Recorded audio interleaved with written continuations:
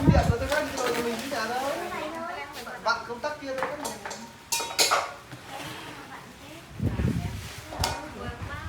Đấy, bạn cái chơi game điện đấy. Giờ mình quên người bạn ở đâu rồi kìa.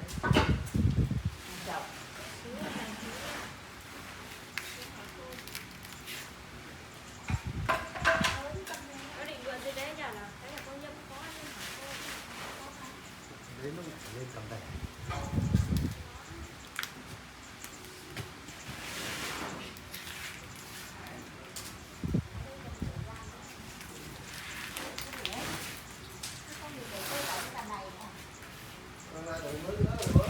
Hai mươi cân nấu cuối đấy mà.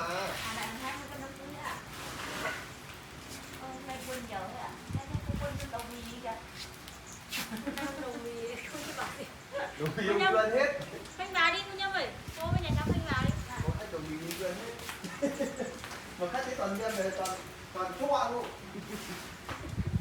Bảo cái bọn bác hay trong nhau.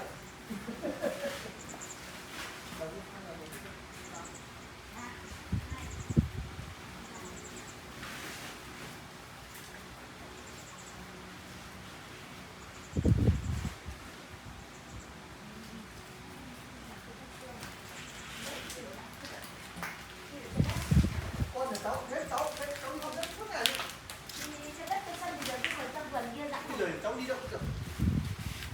Cháu lên rừng. Rừng mà đeo trên đất. Ra mặt chân chân